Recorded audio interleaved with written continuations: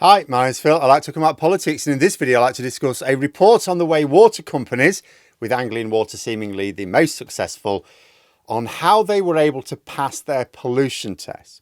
It seems that they just didn't carry out the tests on the water all the time, and this was apparently fine and dandy within the rules. I mean, that's a special sort of genius, isn't it? Okay, so we need to show that our output isn't polluted, but it is. Yes, but we need to show that it isn't. Okay. Well, what if we just carry out the pollution test when there's no water to actually test? Brilliant, let's do that. We're not a serious country, are we? But first, for daily political commentary, please hit the subscribe button so you stay notified. So yeah, couldn't believe what I was reading in the Observer at the weekend. Water companies carrying out their pollution tests on outflow when there was no outflow. Anglian Water were apparently the worst, or best, depending on your point of view. I knew some of the ways that water companies have been hiding pollution levels. Like, one of the biggest is when Liz Truss just got rid of loads of monitoring stations.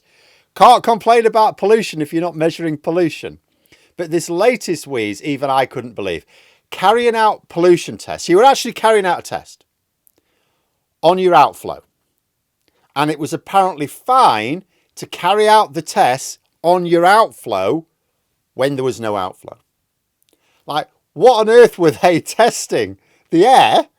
I'm sorry, this is not how a serious country behaves. I get that regulations sometimes have loopholes, like usually for economic reasons, which can make a bit of a nonsense of things. I remember many years ago when there was this big row between organic and GM foods. I'll absolutely laugh my head off when I found out that something could be officially classified as GM free. It could have a GM free label on it, but it would still contain GM products, as long as it was kept below a certain threshold. You know, this sort of thing happens, tolerances within regulations, in order to avoid what might be deemed unnecessary barriers to doing business. But pollution tests on your product, which don't strictly require you to actually apply the test to your product, that's a new one on me. I've never heard of anything so ridiculous. In fact, this is so ridiculous, it must surely have been a deliberate ministerial decision to actively encourage water pollution. I'm not sure how it's possible to allow this by mistake.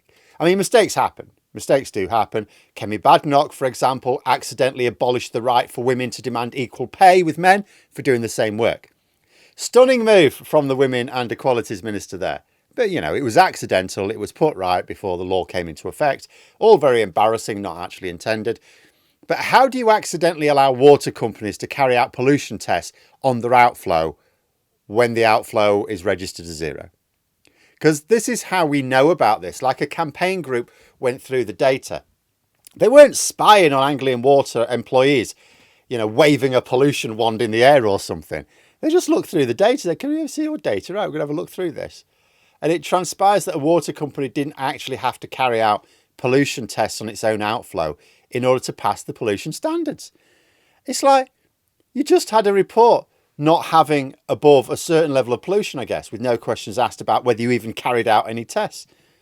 This is like a mate of mine at school. He did his GCSEs, same time as me, and didn't fail a single one. Didn't pass any either. Didn't actually turn up for the exams. But he can truthfully say he didn't fail any. This is how ridiculous the situation is. I mean, there's widespread dysfunction in our public services after 14 years of Tory. It's quite staggering, really, just how nothing at all works in the way most advanced nations can take for granted. But the more you find out about our water companies, the more dysfunctional they seem. Like, if water companies in England were a character from The Simpsons, they'd be like Barney, passed out in the gutter in a pool of their own vomit. And it's all caused by the fact water companies face huge fines for not meeting environmental standards, yet they technically weren't having to prove that they met the standards. For the so-called party of business, the Tories didn't seem to understand the basics of making a profit. If it's cheaper to hide pollution than to not cause it in the first place, they'll do that. Part of the reason why river and sea pollution shot up in recent years is because the cost of treating sewage went up with Brexit, so getting the chemicals is now more expensive and difficult. So we ended up with a situation where it was cheaper for the water companies to pay the fines than to treat the sewage, especially as they often dodged the fines anyway by fiddling their own data. You have to make it more costly to fail than to succeed. Now, this is the case for most real private businesses. A genuine private business sets itself up. It's not absolutely vital to the local community. that is what happens. If they failed, they're going to lose their business. So they are motivated to succeed. But there's a huge safety net in place for privately owned public services, particularly water companies, because there's a complete monopoly there. Because they can't be allowed to fail, and you can't choose. You know, that has to be taken into account. This campaign group, WASP, noted in the data that on quite a few occasions, Anglian Water had no flows at all on the day where testing took place. But there was flow on the days before and after. And according to the report, Anglian Water had said that there were legitimate reasons for this. May we know what they are? Oh, reasons. Oh, yeah, what are they? Oh, is that the time I have to go now? I mean, since Labour came to power, this practice has now been banned, it has to be said. You know, if there's no flow, you can't do your test on that day. I mean, that should be obvious, shouldn't it? Oh, we're going to test our outflow. Oh, there's no outflow. Yeah, that means you can't do the test today. So that is the way it is now. You'll just reschedule it for when there is. They have to carry it out later. And WASP are giving evidence to, there's a commission into the water industry. I've talked about it before. And they are suggesting monitoring be carried out by an independent group paid for by the water companies. Now, my concern there would be, I'd be a bit more detailed. They may be as well. I'm only reading a report of this.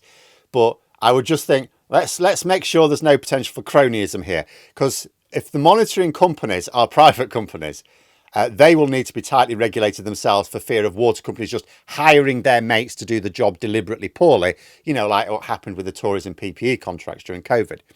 So much better if this independent group was a state-run group, should we say, a state-run organisation that's there for monitoring output, and it can still be paid by water companies by levying the fees on them. So you just apply a special tax to water companies to pay for this state-run independent group, right? But alongside the legislation Labour are already producing, which could mean water company executives face prison if they repeatedly break the law in the future, hopefully this commission will come up with a decent framework for the water industry, which takes account of the way executives will always look to find dodgy ways of doing things if it's easier or more profitable. You know, you have to remember, even if you nationalise it, like the post office, for example, is state-run, and yet the Post Office Horizon scandal was like one of the most egregious corporate crimes in British history. So you just have to be aware of how executives behave. It doesn't matter whether in the private sector or the public sector. One of the ideas the Commission is coming up with is preventing water companies from making a profit, as happens in Wales, where it's been very successful.